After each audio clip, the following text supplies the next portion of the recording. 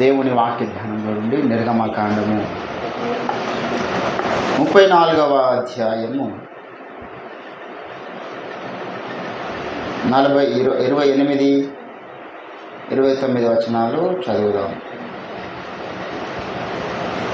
అతడు 40 రేయింబవళ్ళు యెహోవాతో కూడా అక్కడ ఉండెను. అతడు భోజనము చేయలేదు, నీళ్లు త్రాగలేదు.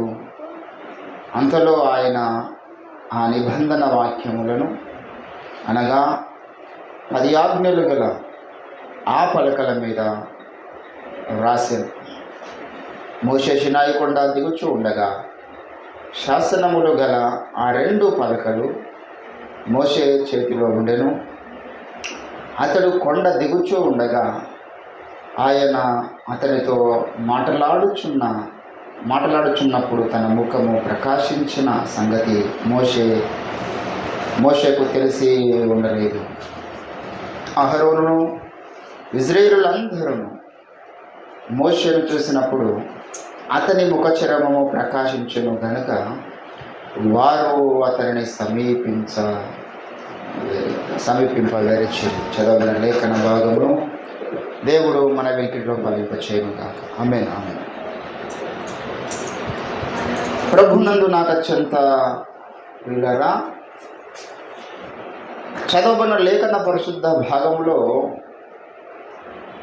మోషే అయినటువంటి దైవజనుడి యొక్క జీవితం ద్వారా దేవుడు ఒక జనాంగాన్ని విడిపించినాడు. కొన్ని వందల సంవత్సరాలుగా బానిసత్వంలో ఉన్నటువంటి ప్రజలను విడిపించుటకు దేవుడు మోషేను ఎన్నిక చేసుకున్నాడు. ఈ మోషేలో చాలా ప్రత్యేకమైనటువంటి లక్షణాలు ఉన్నాయి. మోషేను దేవుడు ఏర్పాటు చేసుకోవడానికి ఆయనలో దేవుడు చూసిన లక్షణాలను ఒక ప్రసంగము మనం ధ్యానం చేస్తే చాలా లక్షణాలు ఉన్నాయి. ఆయన మోషేలో ఎటువంటి లక్షణాలు ఉన్నాయి ఏంటండి? మోషే మరి ఆయన గురించి కొన్ని చెప్తాడు. అపోస్తుల కార్యంలో కొన్ని సంగతులు మనము చూసుకుంటే ఆయన నన్ను మాట మాధ్యము గలవాడనని చెప్పుకున్నాడు కదా. ఈయనలో ఒక లక్షణం ఉంది. 7వ అధ్యాయము అపోస్తుల కార్యము 27వ వచనంలో ఏంటంటే, అయినను తన పొరుగువానికి అన్యాయము చేసిన వాడు మా మీద అధికారిగాను తీర్పరిగాను నియమించిన వాడెవడు? నీవు నిన్న ఐగుప్తీయుని చంపినట్టు నన్ను కూడా చంపదలుచుడువా అని అతనిని త్రోసివేసెను. అంటే మోషేలో అన్యాయమును సహించే లక్షణము లేదు కదా. 20వ వచనంలో, ఆ కాలమందు మోషే పుట్టెను. అతడు దివ్య సుందరుడై తన తండ్రి ఇంట 3 నెలలు పెంచబడెను. తరువాత అతడు బయట పారవేయబడినప్పుడు ఫరో కుమార్తె అతను తీసుకొని తన కుమారుడిగా పెంచుకొనెను. మోషే ఐగుప్తుల సకల విద్యలను అభ్యసించి మాటల యందు కార్యముల యందు ప్రావీణుడై ఉండెను. అతనికి 40 ఏళ్ల వయసు వచ్చినప్పుడు ఇశ్రాయేలుల తన సహోదరులందరూ చూడవలనని బుద్ధి పుట్టిన ఆయనకు దేవుని ప్రజలతో నివసించాలి, వాళ్ళని చూడాలనేటువంటి ఒక తృష్ణ. ఆయన చాలా మేధావి, జ్ఞాని. అప్పుడు వారిలో ఒకడు అన్యాయము అనుభవించుట అతడు చూచి తన ప్రజలు అన్యాయం అనుభవించినప్పుడు సహించలేకపోయినాడు ఆనాటి మోషే. ఈరోజు అటువంటి వారు ఎవరు లేరు. ఏంటండి, వారి ప్రజలకు ఏదైనా అన్యాయం జరుగుతుందంటే ఆకుల పుల్లే ఎక్కువ శాతం స్పందించరు. ఆయనకు బాగైంది అనుకునే వాళ్ళు కొందరు, ఆ మత పుల్లు స్పందించరు. క్రైస్తవ మతంలో ఈరోజు ఎక్కడైనా ఎవరి మీదైనా దాడులు జరిగితే రాష్ట్రీయ మసీహ పరిషత్ అనేటటువంటిది ఒకటి స్పందిస్తూ ఉన్నది కదా. మెథడిస్ట్ వాళ్ళ మీద దాడి జరిగితే సిఎస్ఐ వాళ్ళు స్పందించరు. సిఎస్ఐ వాళ్ళ మీద దాడి జరిగితే హెబ్రోన్ వాళ్ళు స్పందించరు. హెబ్రోన్ వాళ్ళ మీద దాడి జరిగితే బ్రదరన్ వాళ్ళు స్పందించరు. అంటే ఒక డినామినేషన్కు వాళ్ళ మీద దాడి జరిగితే వీళ్ళు స్పందించరు. కానీ ఎప్పుడైతే యేసు రక్తమందు వాళ్ళు కడగబడ్డారో వాళ్ళందరూ నా ప్రజలు అనుకున్నది ఈరోజు ఓఫిరిజం. ఇది చాలామందికి అర్థమవుతలేదు. మరి ఛత్తీస్గఢ్లో దాడులు జరిగితే అక్కడికి ఓఫిరాయ్ గారు పోయాడు. మణిపూర్లో దాడులు జరిగితే అక్కడికి ఓఫిర్ గారు పోయాడు. ఇక 2 తెలుగు రాష్ట్రాల్లో ఎక్కడ జరగని భారతదేశంలో ఇది నా సమస్యని అనుకొని రంజిత్ ఓఫిర్ గారు ముందుండి రాష్ట్రీయ మత్స్య పరిషత్ తరఫున వారు ఇది మోషే యొక్క లక్షణం, నా ప్రజల యొక్క బాధను నేను చూడాలి. ఏంటంటే అట్లా కొంతమంది ఉద్యమకారులు కూడా మనకు కనిపిస్తారు. ఉదాహరణకు మరి మందకృష్ణ మాదేవ్ గారు ఉన్నారు. వారికి క్రైస్తవ సమాజంతో ఏ రకమైనటువంటి పట్టింపు లేదు. వాస్తవానికి వాళ్ళ అమ్మ నాన్న క్రైస్తవులు అయినప్పటికీ మరి ఆయనకు ఏలి అని పేరు పెట్టారు. ఆయన చేయి మీద సిలువ గుర్తున్నది, ఇంట్లో ఏసఐ ఫోటో. సరే, ఆయన ఒక క్రైస్తవుడు అయ్యి ఉండొచ్చు, మనకు సంబంధం లేదు. కానీ ఒక పాస్టర్కు రావాల్సినటువంటి రోషం, క్రైస్తవ సమాజానికి అన్యాయం జరిగినప్పుడు ఒక దైవజనునికి రావాల్సినటువంటి రోషము మందకృష్ణ మాదేవ్ గారికి పుట్టింది. ఎందుకంటే ఆయన కలిగి ఉన్నటువంటి ఆ సమాజం, ఆయన కుల వర్గం మీద, కుల ప్రతిపాదిక మీద జరుగుతున్నటువంటి దాడులను ఖండించడానికి ఆయన మోషే లాంటి మనసు కలిగి లేశాడు. ఈరోజు ఎంతోమంది వేరే కులాల వారు, వేరే మతాల వాళ్ళు మందకృష్ణ మాదేవ్ గారిని అభినందించకుండా ఉండలేకపోతున్నారు. వారి కులంలో ఏదైనా దాడి జరిగినప్పుడు, అరే పలానా సామాజిక వర్గానికి ఒక నాయకుడు ఉన్నాడు, మనకెవరున్నారని అందరూ మాట్లాడుతూ ఉన్నారు. ఒక స్థిరమైన నాయకుడు, బలమైన నాయకుడు ఒక సమాజానికి రిప్రజెంటేటివ్గా ఆయన వ్యవహరిస్తున్నాడు. సమస్య ఆయనది కాకపోవచ్చు, కానీ మరి దళిత క్రైస్తవులకు ఎస్సీ హోదా వర్తించాలా, వర్తించకూడదా? దళిత క్రైస్తవులకు ఎస్సీ ఎస్టీ అట్రాసిటీ చట్టం వర్తించాలన్నా, వర్తించకూడదు అనేటువంటి అంశాల మీద మరి ఆయన చేస్తున్నటువంటి పోరాటాన్ని మనము మాటల్లో చెప్పలేం. ఆయన చాలా అద్భుతంగా వారి కుమారుడు సెట్ అయిపోయాడు, కుమార్తెల వివాహాలు అయిపోయినాయి. ఆ 2వ కుమార్తె వివాహానికి మేము కూడా పెళ్లికి అందరం పోయినాం. మరి అయ్యగారు వెళ్ళాడు. ఆయనకు ఇప్పుడు ఏం అవసరం ఉండి కాదు, తన ప్రజలకు న్యాయం జరగాలి. ఏంటండి ఇది మోషలో ఉన్నటువంటి లక్షణము. ఇప్పుడు రంజిత్ ఓఫిర్ గారికి ఏంది సమస్య చెప్పండి? ఎక్కడో ఛత్తీస్గఢ్లో దాడి జరిగితే, మణిపూర్లో దాడి జరిగితే, ఎక్కడో ఆంధ్రాలో, ఎక్కడో మారుమూల ప్రాంతంలో ఏదో వేరే చర్చి వాళ్ళ మీద దాడి జరిగినా ఈయన వెళ్తాడు అక్కడికి. ఎందుకంటే ఆయనకు అది మోషే యొక్క లక్షణం. ఇట్లా మోషేలో చాలా మంచి సుగుణాలు ఉన్నాయి. అందులో ఒక మంచి సుగుణం ఏంటంటే ఆయన ఒక ప్రార్థన జీవితం ఉన్నది. హల్లెలూయా. దేవుడు మోషేను బలపరిచి మోషేను దేవుడు వాడుకోవడం గల ప్రత్యేకమైన కారణం ఏంటంటే ఆయనలో ప్రార్థన జీవితం. దయచేసి 24వ అధ్యాయం, అదే నిర్గమకాండం 24వ అధ్యాయము 12వ వచనంలో ఏంటండి 10వ వచనం చూద్దాం. ఇజ్రాయేలుల దేవుని చూచిరి, ఆయన పాదముల క్రింద నిగనిగలాడు నీలమయమైన వస్తువు వంటిదియు ఆకాశమండలపు తేజము వంటిదినై ఉండెను. ఆయన ఇజ్రాయేలులోని ప్రధానులకు ఏ హాని చేయలేదు. వారు దేవుని చూచి అన్నపానములు పుచ్చుకొనిరి. అప్పుడు యెహోవా మోషేతో ఇట్లనెను, నీవు కొండ ఎక్కి నా యొద్దకు వచ్చి అచ్చట ఉండుము. నీవు వారికి బోధించినట్లు నేను వ్రాసిన ఆజ్ఞలను, ధర్మశాస్త్రపు రాతి పలకలు నేను నీకు ఇచ్చేదని అంటున్నాడు. ఏంటండి అంటే మోషే జనాలందరూ వెళ్ళిపోయిన తర్వాత కూడా ఆయన ఒక్కడు దేవునితో గడపడానికి ఆయనకు బోర్ కొట్టలే. నేను ఇప్పటిదాకా నేను రక్షింపబడి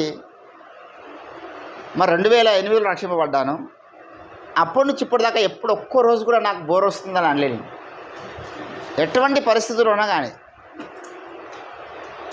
తినడానికి అన్నీ ఉన్నా అన్నీ లేకపోయినా, ఇల్లు లేకపోయినా, స్నేహితులు లేకపోయినా, సమాజం ఉన్నా లేకపోయినా, ఒక్కరిని ఉన్నా నాకు ఈరోజు బోరుగా ఉందనే మాట ఇప్పటిదాకా నేను అనలేను.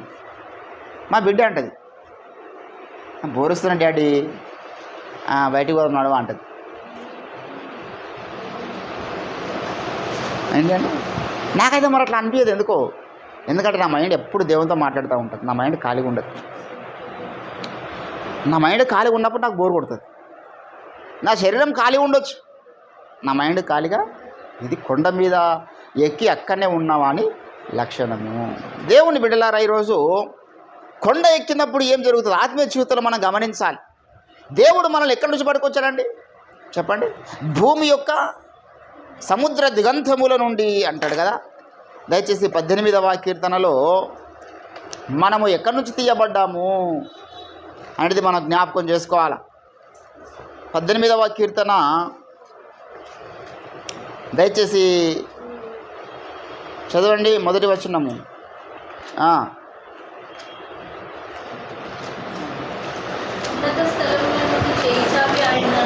ఎక్కడంటే ఉన్నత స్థలములో నుండి చెయ్యి చాపి ఆయన నన్ను పట్టుకొనెను,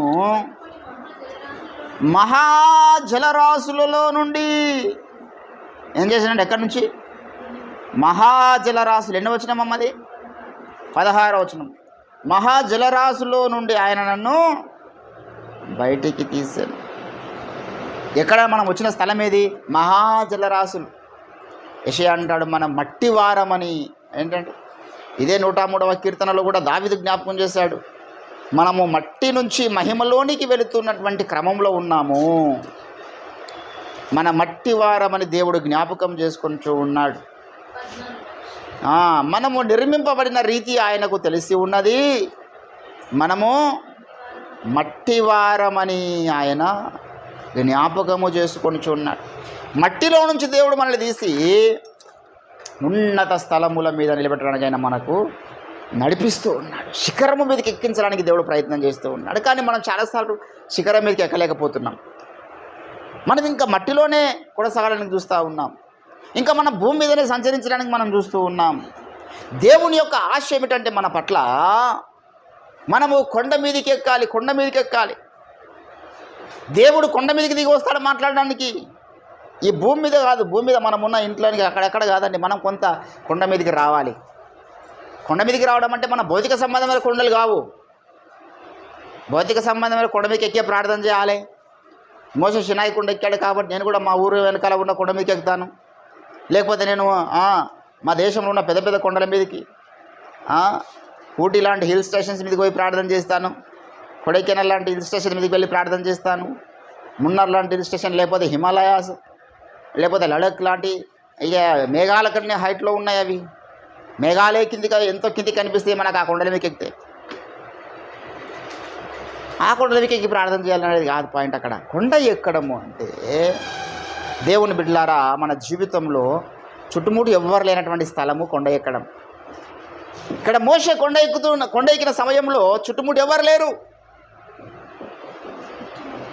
ఎంత చెప్పినా ఈ సబ్జెక్ట్ అర్థమైతే లేదు. అరే మన జీవితంలో రూపాంతరము అనుభవం రావాలి, రూపాంతరము కొండ మనం ఎక్కాలి. యేసు ప్రభుల వారు రూపాంతరం చెందినటువంటి కొండ మీదకి మనం కూడా ఎక్కాలని మనము ప్రతి వారము వాక్యం వింటున్నాం దేవుని బిడ్డలారా. రోమీలకు రాసినటువంటి పత్రికలో పౌలు జ్ఞాపకం చేస్తూ అంటాడు, మీరు మీ చిత్తావృత్తి యందు నూతన పరచబడి కదా. ఏంటండి 2వ వచనం 12వ అధ్యాయంలో, అనుసరింపక సంపూర్ణమునయ్యున్న దేవుని చిత్తమేమిటో పరీక్షించి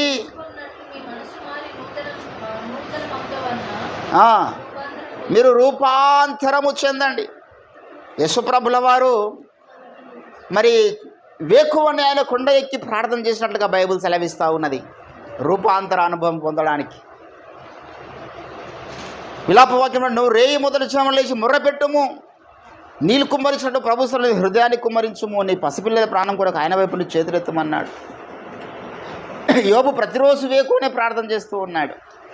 ఏంటండి రేయి మొదటి జాము, ఏంటండి అది చెప్తే కొంతమంది మూర్ఖులకు అర్థమైతే లేదు.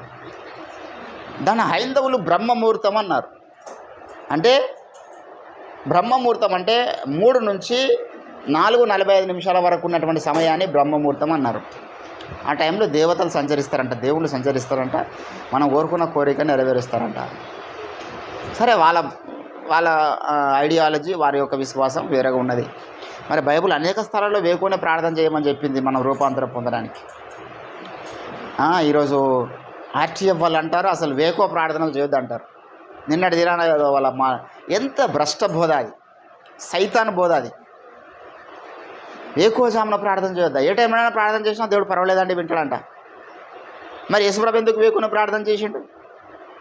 ఏంటండి మరి 20 ఎందుకు వేకునే ప్రార్థన చేసిండు? యోబు ఎందుకు వేకునే ప్రార్థన చేసిండు? రేయి మొదటి జాము అనేది ఒకటి పెట్టుకున్నారు వాళ్ళు ప్రార్థించడానికి. దేవుని బిడ్డలారా, ఇక్కడ మోషే ఆ ఉన్నతమైనటువంటి కొండ మీదకి ఎక్కినప్పుడు కొన్ని మార్పులు తనలో మనం చూస్తూ ఉన్నాం. అది ఈరోజు మనం ధ్యానించాల్సినటువంటి విషయం. మన జీవితంలో గమనించాలి, మనలో మార్పు రావాలంటే we should be on hill station in our life. ఒక ఉన్నతమైనటువంటి అంతస్తులోనికి మనం రావాలి. We have to sacrifice somethings. కొన్ని మనము ఈ లోకంలో ఏది సాక్రిఫైస్ చేయకుండా, ఏది వదిలిపెట్టకుండా, I want be on the high place in the spirituality అంటే దట్ ఈస్ ఇంపాసిబుల్. దావీదు అంటాడు, అందుకే ఎక్కలేని ఎత్తైన కొండ నీవు నన్ను ఎక్కించుము ప్రభువా అని ప్రార్థన చేస్తున్నాడు.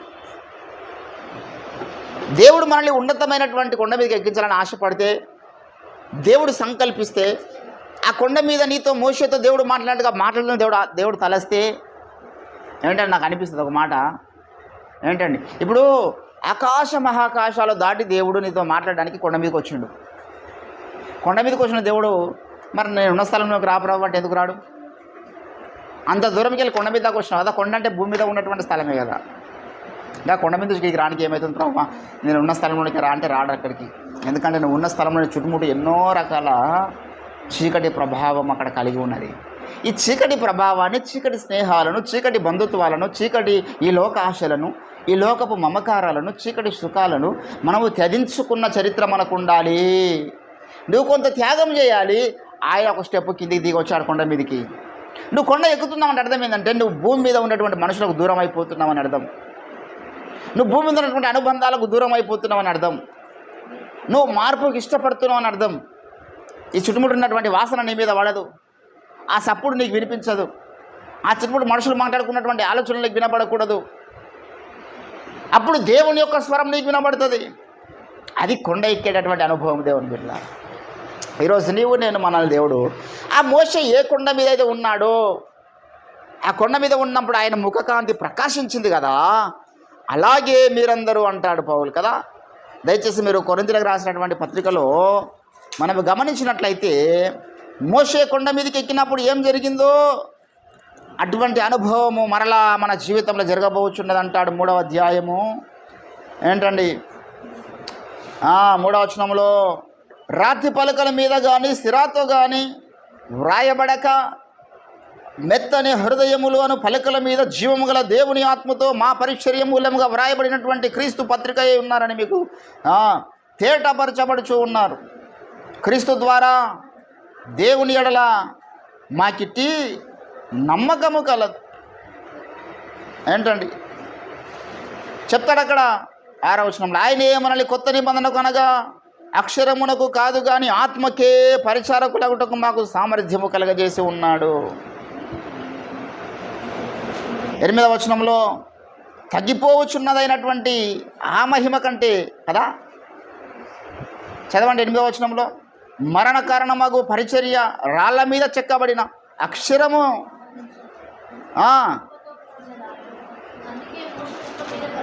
అందుకే మోషే ముఖం మీద ప్రకాశించున్న ఆ మహిమ తగ్గిపోవున్నదైనను అతని ముఖము తేరి చూడలేకపోయిరి. ఇట్లుండగా ఇది ఎంత మహిమ గలది ఏంటండి. ఆ భౌతిక సంబంధమైనటువంటి మనిషి ముఖం ప్రకాశిస్తేనే వాళ్ళు చూడలేకపోయినారు కదా, అది తగ్గిపోతుంది. 40 రోజులు ఉన్నప్పుడు ఉన్నటువంటి ప్రభావం మళ్ళీ ఇంకో 40 రోజులు దాటితే ఉండదు.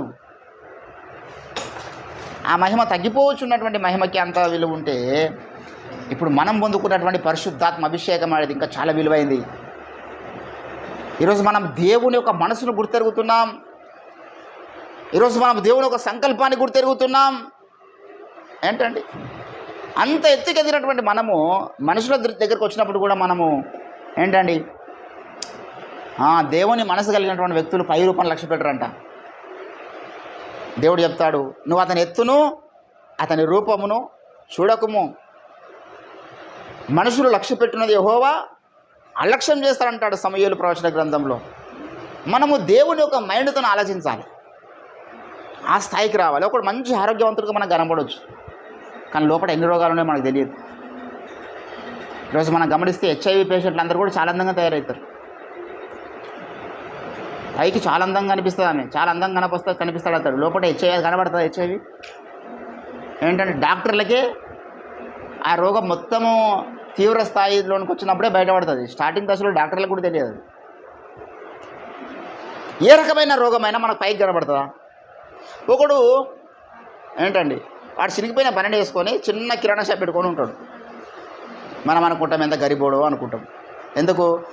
ఆయన చినిగిపోయిన బని వేసుకున్నాడు, గడ్డం కూడా చేసుకొని లేడు, మరి కాళ్ళకు చెప్పులు కూడా లేవు, ఆ లుంగి కూడా చినిగిపోయిన లుంగి కట్టుకుని అనుకుంటాం. వెనకాల కోట్లు ఆస్తుంటాయి. ఒకడేమో టీక్ టాక్లో నాలాగా లెనిన్ క్లాత్ వేసుకొని మొత్తం తెల్లని అంగి తెల్లని ప్యాంట్ వేసుకొని వస్తే వెనకాల చూస్తే ఏముండయి.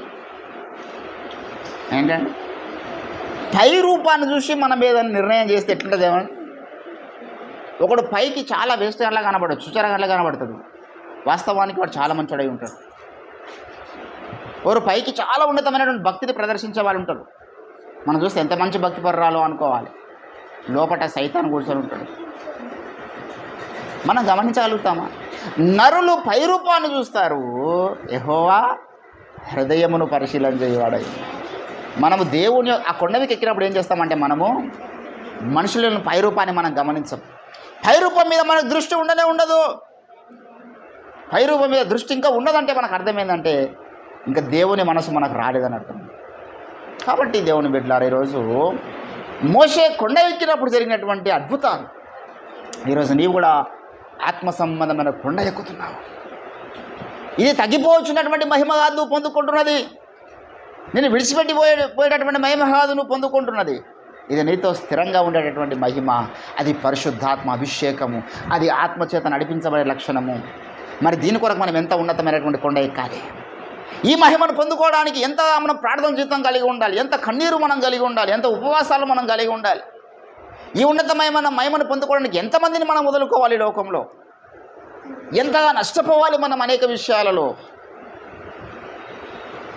ఏంటండి ఇదంతా నష్టపోయేది లేదు, ఎవరిని ఏ డబ్బు నష్టపోయలేదు, ఏ శరీర సుఖాలు నష్టపోయలేదు, ఏ కుటుంబాన్ని, ఏ బంధాలని, బంధుత్వాలని, ఏ స్నేహాలని, దేని నష్టపోనండి. నేను కొండ ఎక్కాలంటే సాధ్యమవుతుందా? ఎక్కనియగలుగుతారా అండి కొండను వీళ్ళందరూ? 4 రోజుల్లో బలంగా ప్రార్థనలో విశ్వాసత ముందు అదే ఒకడొకడు వెనకలాగుతాడు. ఏదో ఒక చికటి కార్యక్రమాన్ని నీలోకి జొప్పిస్తాడు, ఏదో కొన్ని మైండ్ చెడగొట్టే కార్యక్రమాలు చేస్తారు, నీ హృదయాన్ని, నీ విశ్వాసాన్ని బలహీనపరిచే కార్యక్రమాలు చేస్తారు. అందుకే మనం కొండ ఎక్కాలంటే మనలో మొట్టమొదటి ఉండాల్సిన లక్షణం ఏంటంటే తెగింపు ఉండాలి, తెగువ ఉండాలి.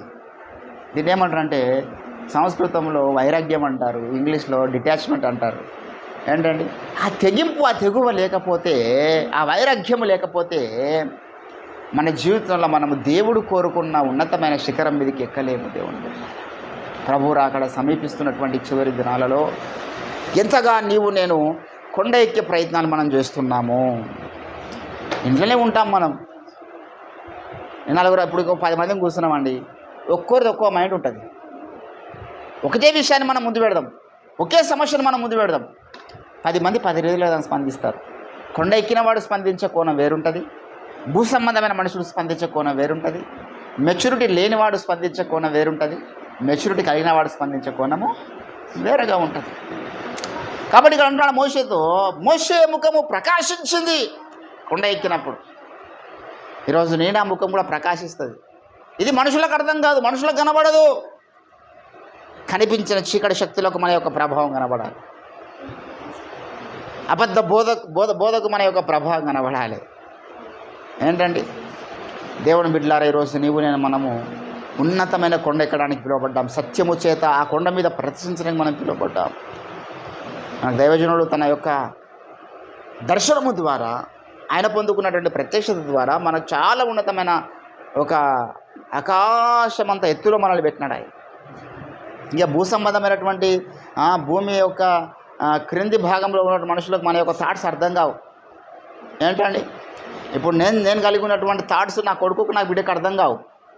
అలా అర్థం కావాలంటే వాళ్ళకి కొంత మెచ్యూరిటీ రావాలి, కొంత వయసు రావాలి. ఓ 20 ఏళ్ళు 25 ఏళ్ళకి వచ్చినప్పుడు నేను చెప్తున్న సంగతులు వాళ్ళు ఆలోచించుకొని దాని గురించి వాళ్ళు థింక్ చేయడానికి అవకాశం ఉంటుంది. ఇప్పుడేం ఆలోచిస్తారు వాళ్ళు? అట్లా దేవుని యొక్క సంగతులు కూడా దేవుడు అందరికీ చెప్పడు. వయసుకు వచ్చిన వారికి మాత్రమే దేవుడు తన యొక్క శ్రేష్టమైన సంగతులను తెలియజేస్తాడు. వయసు రానటువంటి వానికి అవి చెడ్డగా కనబడతాయి. చెప్తా ఉంటే. కాబట్టి ఈరోజు నీవు నేను మనము వయస్సుకు వచ్చిన వారిగా మనము జీవించాలని ప్రభు ఆశపడుతున్నాడు. మనం ఆ యొక్క ఉన్నతమైన కొండ మీద మనము స్థిరంగా అక్కడనే ఉండాలి. ఏంటంటే ఇక్కడ మనం చదువుకున్నాక నిర్గమకాండం 24:12 మోషే ఒక్కడు మాత్రము అచ్చట ఉండెను, ఆయన దిగలేడు. మనం దిగే పని పెట్టుకోవద్దు. ఏంటంటే ఇప్పుడు కొండ ఎక్కడం కష్టమా దిగడం కష్టమా చెప్పండి? ఎక్కడమే కష్టం, దిగడం చాలా సులువు. అర్థమైందా? ఈరోజు దేవుని బిడ్డారా చాలామంది ఆ రిస్క్ చేయలేకపోతున్నారు, కొండ ఎక్కడానికి ప్రయత్నం చేయలేకపోతున్నారు. నీవు నేను మనమైతే ఆ ప్రయత్నంలో భాగంగానే ప్రతి ఆదివారం ప్రభు యొక్క శరీర రక్తాల పాలు పొందుతున్నాం. ఎందుకు? ఇది కొండ మీద ఉండడానికి ఇష్టపడుతున్నాం అనే ఒక లక్షణం. అనుదినము ప్రార్థన, విశ్వాస్యత, పరిశుద్ధ జీవితము, ఏంటండి లోకం పట్ల వైరాగ్యము, భవబంధాల పట్ల వైరాగ్యం. ఎందుకు ఇవన్నీ? ఉన్నామంటే ఉంటాం చుట్టాలతోని, బంధుత్వాలతోని, ఉన్నామంటే ఉన్నాం స్నేహితులతో తప్పితే వారు నా జీవితంలో కీలకమైన ఘట్టాల వారి పాత్ర ఉండకూడదు. నేను దేవునితో నడిచేటటువంటి కార్యక్రమాల్లో వారి పాత్ర ఉండకూడదు. శరీర సంబంధంగా వాళ్ళు హాయ్ బాయ్ అనడానికి నాకు చుట్టాలు కావాలి, హాయ్ బాయ్ అనడానికి స్నేహితులు కావాలి, హాయ్ బాయ్ అనడానికి నాకు ఎవరైనా కావాలి. కానీ కొండ ఎక్కడానికి ఎవరైనా అడ్డుపడితే ఎంతటి వారైనా నాకు లక్ష్యము లేదు, ఇమ్మీడియట్లీ వాళ్ళని నేను నా జీవితం నుంచి పక్కకు పెట్టేస్తాను అనగలగాలి. అది మోషే యొక్క లక్షణం. అందరినీ వదిలిపెట్టినాడు, భార్యను, పిల్లల్ని, కుటుంబాన్ని, బంధాలను అందరిని పెట్టి కొండ మీదకి వెళ్ళి 40 దినములు అక్కడనే ఉన్నాడంట. 40 దీవారాత్రములు మంచినీళ్ళు కూడా తాగడం లేదు. ఒట్టిన వచ్చిందా ధర్మశాస్త్రము, ఒట్టిన వచ్చిందా ఆజ్ఞలు. ఈరోజు ప్రపంచ దేశాలను ప్రభావితం చేస్తుంది బైబిల్ గ్రంథం. ఆ మోషే యొక్క త్యాగం, ఆ మోషే యొక్క ప్రార్థన, ఆ మోషే యొక్క తెగింపు ఈరోజు మన జీవితం కూడా ప్రభావితం చేయగలగాలి లోకానికి. అంటే ఒట్టిన సాధ్యమవుతుందా? ఏంటంటే మన జీవితంలో ఆ సమర్పణ, ఆ ట్రాన్స్ఫర్మేషన్ అనేది ఉండాలి. కాబట్టి దేవుని బిడ్డలారా ఈరోజు మరొకసారి మనము దేవునికి ప్రార్థన చేద్దాం. ప్రభువా, మాలో రూపాంతరము అనుభవం జరగాలి. అదే మా అల్టిమేట్ గురి. మాలో ఉన్నటువంటి పాపభీతి, మాలో ఉన్నటువంటి లోకాశలన్నీ కాలిపోవాలంటే కొండ ఎక్కినప్పుడు కాలిపోతాయి అవి. మేము లోకంలోనే జీవిస్తూ లోక సహవాసాల్లోనే ఉంటే ఇవన్నీ కాలిపోవాలంటే ఇంకా పెరుగుతాయి. వాటిని పెంచే కార్యక్రమాలు మనం చేయొద్దు, వాటిని తొలగించుకునే కార్యక్రమాలు మనం చేయాలి. ఒకే ఒక కార్యక్రమం, నాకు ఆ కొండ మీదకి ఎక్కించు ప్రభు అని ప్రార్థించే కార్యక్రమం. శిఖరం మీదకి మనల్ని పరిశుద్ధాత్మ దేవుడు తోలుకొని పోయి అక్కడనే మనల్ని స్థిరపరిచే దేవుడై ఉన్నాడు. హల్లెలూయా. అక్కడికి ఏ చీకటి శక్తులు రావు. ఆ కొండను ఏ చీకటి శక్తి, మనుషులే తాకలేకపోయినారు. ఆ కొండను భయపడ్డారు దేవుని యొక్క మహిమను చూసి. అక్కడ దయ్యాలు వస్తాయా ఏంటండి? కాబట్టి దేవుని బిడ్డలారా ఈరోజు అందుకే మన యొక్క ideology rest of the Christian world, ఈరోజు ఓఫీర్ మినిస్ట్రీస్ కలిగి ఉన్నటువంటి ఐడియాలజీకి వేరే డినామినేషన్ల వాళ్ళు కలిగి ఉన్నటువంటి ఐడియాలజీకి చాలా వ్యత్యాసం ఉంటుంది. అర్థం కాదు వాళ్ళకు. మన బోధ మనకి ఒక విచిత్రంగా ఉంటుంది. వానికి అరే భయ మేము ఎక్కడనో ఉన్నతమైన కొండ మీదకి ఎక్కి మాట్లాడుతున్నాం సబ్జెక్టు, అది ఏ అంశమన్నా కావచ్చు. వాడేమో భూమి మీద ఉండి మాట్లాడుతున్నాడు, ఇది తప్పు కదా, అది తప్పు కదా, ఇది ఇట్లా కదా, అది ఇట్లా కదా అంటున్నట్టే వాడు భూమి మీద ఉండి మాట్లాడుతున్నాడు. మేము కొండ మీదకి ఎక్కి మాట్లాడుతున్నాం. కాబట్టి ఈరోజు నీవు కొండ మీద ఉన్న మనిషిగా జీవించాలి. నీ ఆలోచనలు కొండ మీద ఉన్న మనిషిలో ఉన్నటువంటి ఆలోచన అవి ఉండాలి. నీ ప్రవర్తన, నీ యొక్క ప్రతిదీ కూడా అరే ఈ వ్యక్తి యొక్క విధానం, ఈ వ్యక్తి యొక్క బ్రతుకు, ఈ వ్యక్తి యొక్క ఆలోచనలు, ఈ వ్యక్తి యొక్క మాట తీరు వేరే ఉన్నదే. ఈ భూమి మీద ఇంతమంది మార్చుకుంటున్నారు, ఎవరి ఆలోచనలు ఇట్లా లేవు, ఈయన ఆలోచనలు వేరే ఉన్నాయి, డిఫరెంట్గా ఉండేది అని అనుకోవాలి లోకం చూసి. అది వేరుపరచబడ్డవాని యొక్క లక్షణం. కాబట్టి దేవుని బిడ్డలారా ఈరోజు నీవు నేను మనము కొండను ఎక్కడానికి మనం పిలువబడ్డాం. దావీదంట నా కొండ నా కోట నీవే. ఈ లోకంలో ఎంతమంది కొండల గురించి చాలా రకాల పాటలు రాశారు. యేసన్న గారు చాలా పాటలు రాశారు. నా కొండయు నీవే, నా కోటయు నీవే, నా కొండ కోట నీవే యేసయ్యా, అందరూ నన్ను విడిచినా నీవు నన్ను విడువనంటే. ఎంత చక్కని పాట. నా కొండ నీవే, నా కొట్ట నీవే.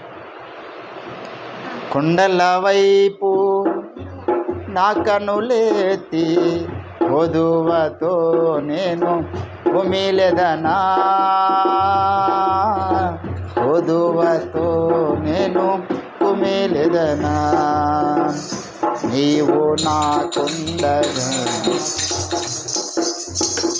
నీవే నా అండగా, నీవు నాకుండగా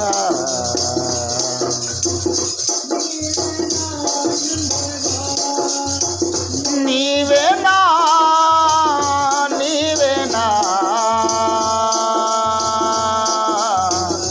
నీవే నా, నీవే నా ఆత్మదాహము తీర్చిన వెంబడించిన బండవు. నీవే నా ఆత్మదాహము తీర్చిన.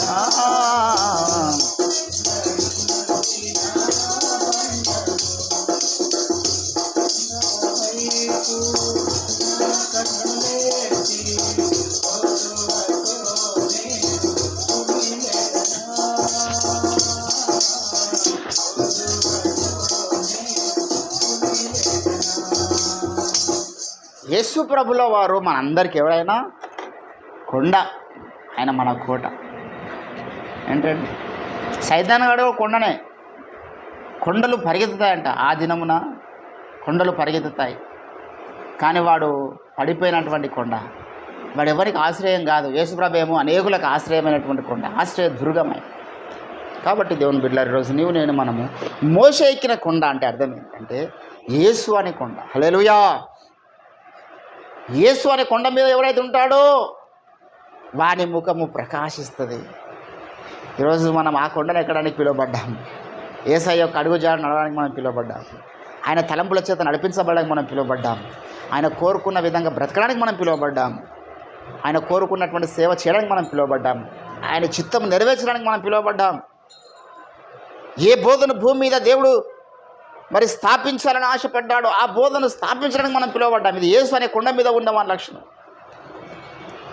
కనుక ఈరోజు నీవు నేను మనం అందరం కూడా యేసయ్యను మనం ఎంతగా ఆయన యొక్క ఆలోచనల్ని మన జీవితంలో నడిపించగలుగుతున్నాం, ఆయన ఆలోచన మన జీవితంలో పాటించగలుగుతున్నాం. మోషే అక్కడనే ఉన్నాడంటే అర్థం ఏంటంటే ఆయన ఆలోచనల చేతనే నడిపించబడ్డాడు. అప్పుడు ఆయన మహిమ మోషలోనికి దిగి వచ్చింది. ఈరోజు యేసయ్య మహిమ మనలోనికి వచ్చేస్తుంది. యేసయ్యలో ఏ మహిమ ఉన్నదో, ఏ మహిమను చూసి దయ్యాలు గజగజ వణికినాయో, ఏ మహిమను చూసి ప్రభావం ఆయన నుంచి బయటికి వెళ్ళి అనేకులు స్వస్థపరిచిందో, ఆ మహిమ మనలోనికి వస్తుంది. ఆ శక్తి మనలోనికి వస్తుంది. మనల్ని చూసి కూడా దయ్యాలు భయపడతాయి.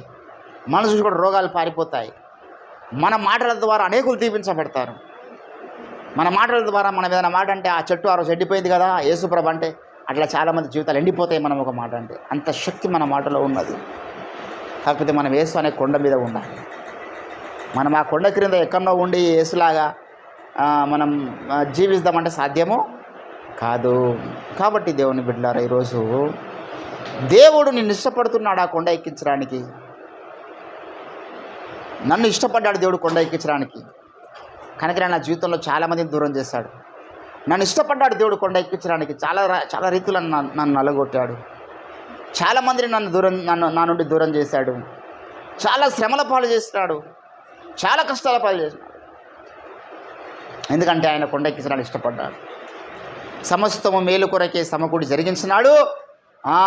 ఉన్నతమైనటువంటి కొండ మీదకి దేవుడు ఎక్కించినాడు. హల్లెలూయా అని నమ్ముతున్నాం మనం. ఈరోజు దేవుని బిడ్డలారా, ఈరోజు నువ్వు ఇష్టపడ్డట్లయితే, మరి ఆ కొండ ఎక్కడానికి ఇష్టపడ్డట్లయితే, కొండ మీద ఉన్నటువంటి ఆశీర్వాదం పొందడానికి ఇష్టపడ్డట్లయితే నువ్వు చాలా గాయాలు ఎదుర్కోవాల్సి వస్తుంది. నువ్వు చాలా ఇష్టమైన వారిని కోల్పోవాల్సి వస్తుంది. చాలా ఇష్టమైనటువంటి అలవాట్లను మార్చుకోవాల్సి వస్తుంది. చాలా ఇష్టమైన స్థలాలను వదులుకోవాల్సి వస్తుంది. అప్పుడే నువ్వు కొండ ఎక్కగలుగుతావు. కొండ ఇంటి పక్కకి ఏమి ఉండదు. కొండ ఊరుకు చాలా దూరం ఉంటుంది. పోయిన తర్వాత చాలా కష్టపడాలి మళ్ళీ కొండ ఎక్కడానికి. కనుక ఈరోజు నీవు నేను మనం అందరం కూడా ఒక నూతన తీర్మానం తీసుకుందాం.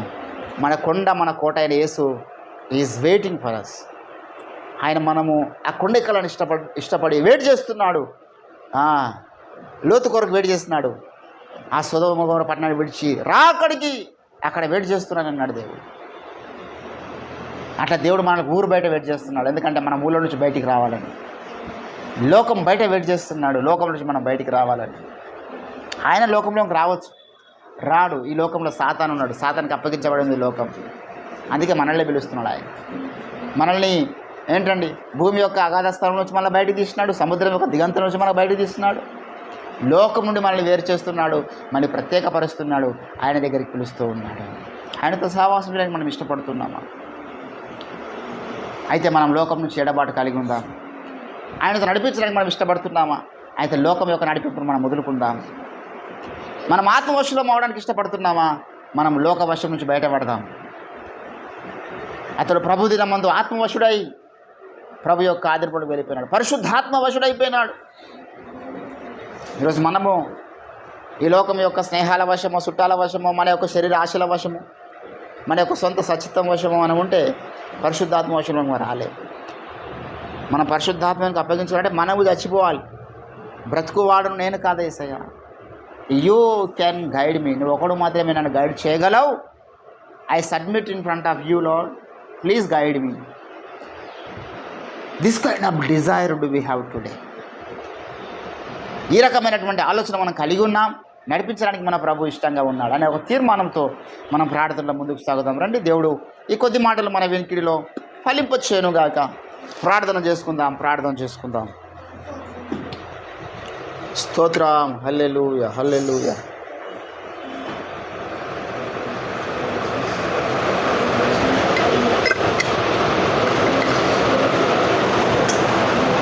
యేసు నీకు వందనాలు తండ్రి. స్తోత్రం.